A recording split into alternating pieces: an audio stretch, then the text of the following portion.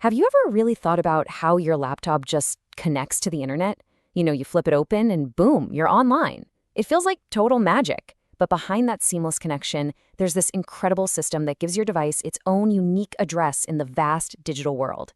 So let's pull back the curtain and see how it all works. Okay, picture this, because we've all been there. You're at a coffee shop, you pop open your laptop, click on the Wi-Fi, and bam, you're scrolling away. But how?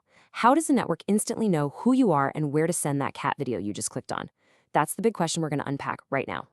So, first things first, every single device on the internet needs what's called an IP, or Internet Protocol Address.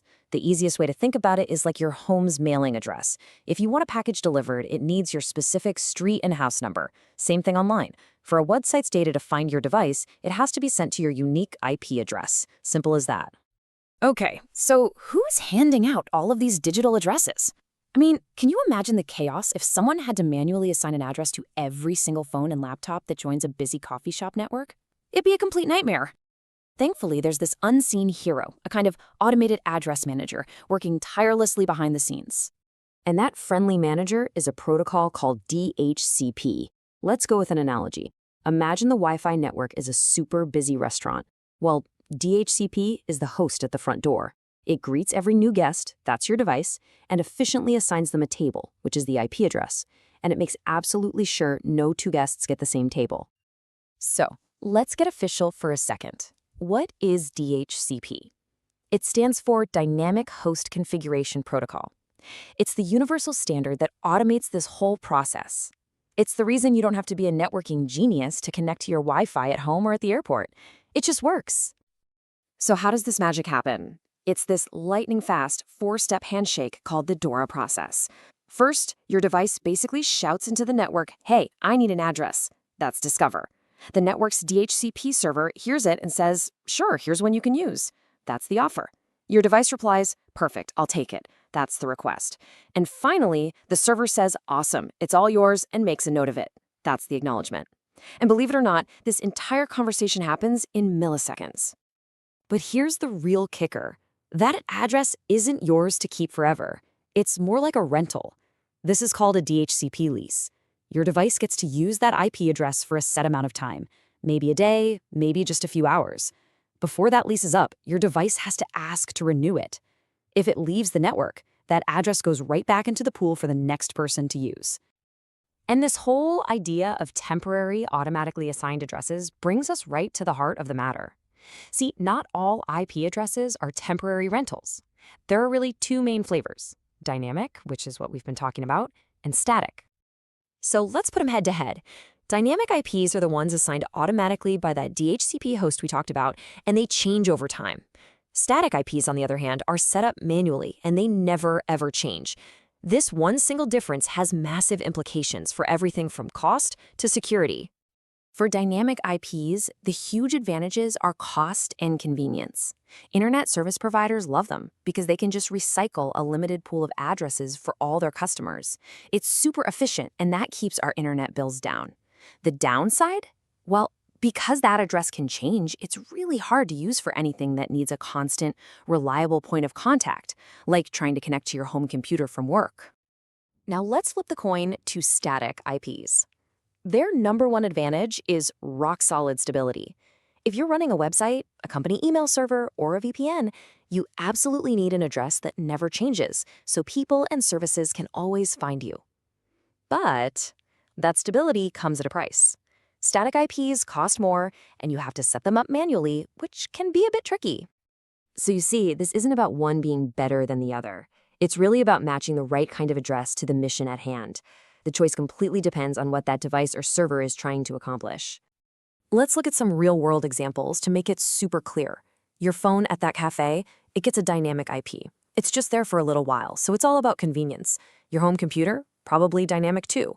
But what about the printer at your office? That needs a static IP, so everyone in the office can reliably find it on the network. And a big company's website server, it absolutely positively has to have a static IP, so its address is permanent and reachable from anywhere on Earth. Now, we've mentioned cost a few times, and it is a huge factor in all of this. It's just a fact of life in the networking world. Maintaining a static IP is way more expensive than using a dynamic one.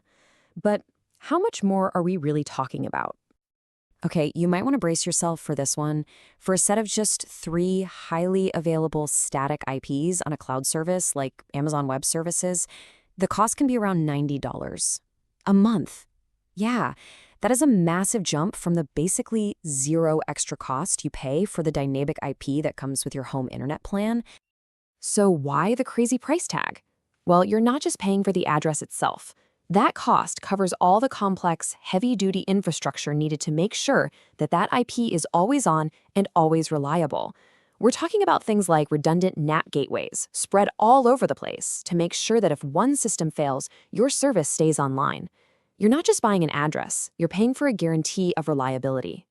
All right, so beyond cost and all the technical stuff, there's one more critical piece to this puzzle we have to talk about: cybersecurity. Believe it or not, the type of IP address you use can have a direct impact on how secure you are online.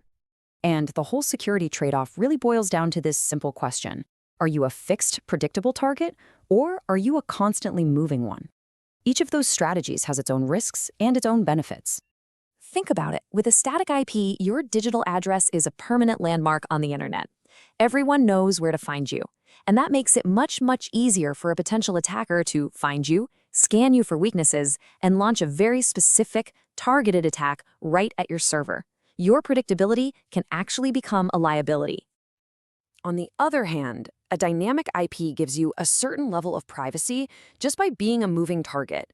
Because your address changes from time to time, it's way harder for advertisers, or worse, malicious actors, to build a long-term profile of your online habits tied to just one address. It's security through obscurity in a way. So after all of that, why should you care? Why does your digital address matter? Well, because this one seemingly tiny technical detail has huge consequences for cost, for reliability, and for your digital security. If there's one thing to take away from all this, it's this: there's no single best answer. The entire system is built on a trade-off. For most of us, with our phones and laptops, the low cost and sheer convenience of dynamic IPs are absolutely perfect. But for the businesses and services that make up the backbone of the internet we use every day, the stability and control of static IPs are non-negotiable. And I want to leave you with one final thought to chew on. A huge reason we rely so heavily on dynamic IPs is because we're basically running out of the old type of addresses, called IPv4. The system was designed to conserve a scarce resource. But what happens as we move to the next generation, IPv6, which has a nearly infinite number of addresses? I mean, enough for every single grain of sand on Earth to have its own IP. What would an internet of permanent static addresses look like? How would that change everything, from privacy to how we manage networks? That's a question that the architects of the future internet are trying to answer right now.